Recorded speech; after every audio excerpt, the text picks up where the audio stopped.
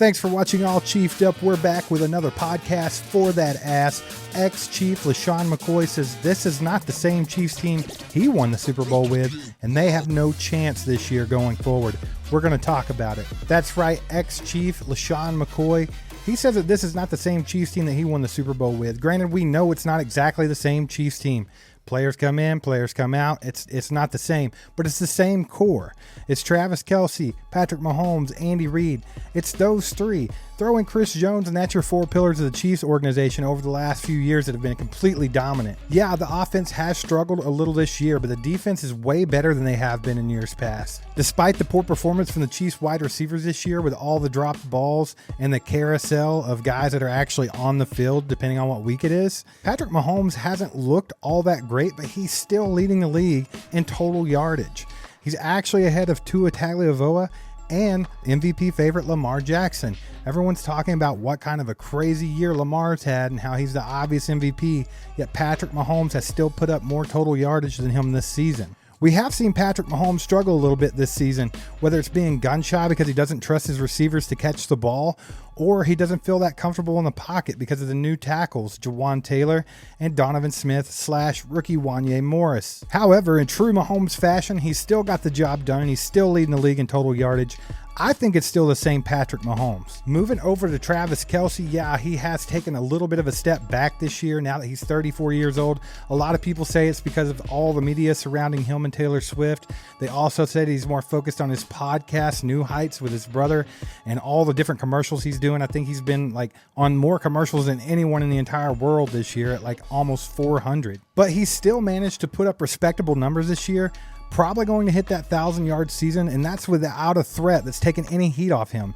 Travis Kelce has faced double teams and triple teams all year. People like to play him rough. They take a page out of Bill Belichick's book. Every time the Chiefs play the Patriots, they beat the crap out of Travis Kelce, and they make someone else beat them. That's what every team has done this year, so Travis Kelce has not done that bad considering. Travis Kelce is the greatest receiving tight end of all time, and I fully expect him to come out and be ready for the playoffs and be a huge factor. Andy Reid. Andy Reid's known as one of the greatest coaches of all time, and he's known for running a tight ship, having all of his I's dotted and his T's crossed.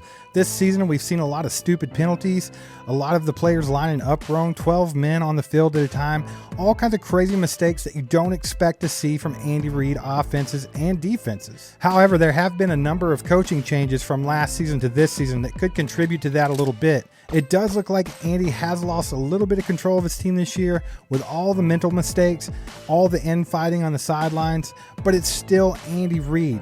He's still one of the greatest coaches to ever do it, and he's going to have his team getting some rest in the last week of the season and be ready for the playoffs. Not worried about Andy's scheme at all.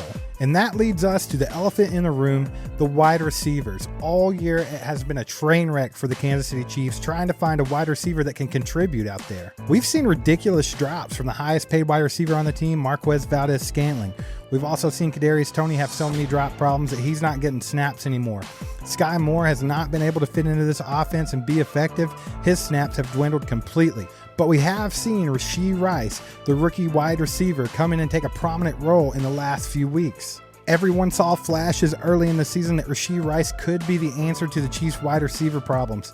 However, in the last 6 weeks, he's really turned it on. He's not had a game below 50 yards receiving in the last 6 games, and he's gone over 100 twice. He's also knocking on the door of 1,000 yards this season, and he's the most productive wide receiver ever under Andy Reid.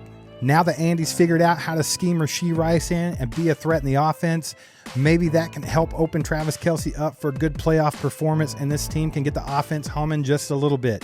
It looked like they moved the ball more effectively against the Bengals than they had in previous games this year. They had trouble in the red zone punching it in and had to rely on Harrison Butker. But if they can figure out how to convert in the red zone and turn those 3 points into 7 points, they could definitely do some damage in the playoffs with a defense like the one that they have. L'Jarius Sneed, the biggest Pro Bowl snub of the entire NFL, has been completely locked down this season.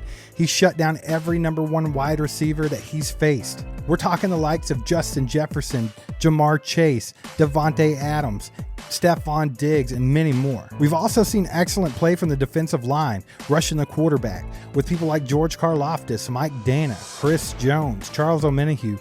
These guys are really making quarterbacks feel uncomfortable back there. In turn, that's helping out the secondary with L'Jarius Sneed, Trent McDuffie, Jalen Watson, Joshua Williams, and all those young guys. Nick Bolton finally came back after a long absence with a knee injury, and he's starting to be effective again. Drew Tranquill, arguably the best offseason acquisition, has been excellent this year, and Willie Gay has been playing the best football of his career as well.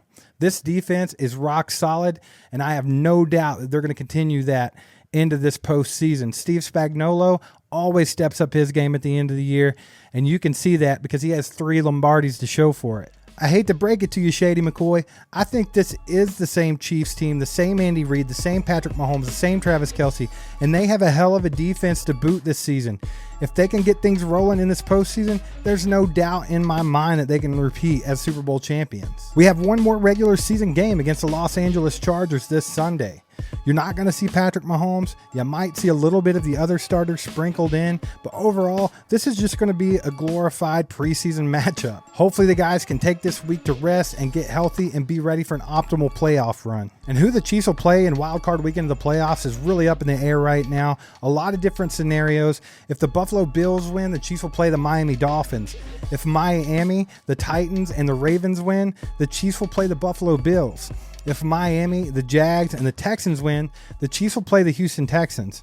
If the Miami Dolphins, the Jaguars, and the Colts win, the Chiefs will play the Indianapolis Colts. And if the Miami Dolphins, the Titans, and the Steelers win, they'll play the Pittsburgh Steelers. And no matter who they're playing, I think the Chiefs have every opportunity in the world to go out and repeat as Super Bowl champions this year, as long as they're playing disciplined, fundamental football. Let us know what you guys think in the comments. Can the Chiefs go out and repeat as Super Bowl champions this year, or do they have no chance like LeSean McCoy says? Thanks so much for watching. Make sure to hit that like button and hit that subscribe button if you haven't already. We're trying to get over that 20,000 mark by the end of this season, and we're knocking on the door right now. We just need a little bit of help. So if you haven't subscribed, please do us a favor and hit that subscribe button, and we'll see you next time. Go Chiefs. There goes a sight from my soul.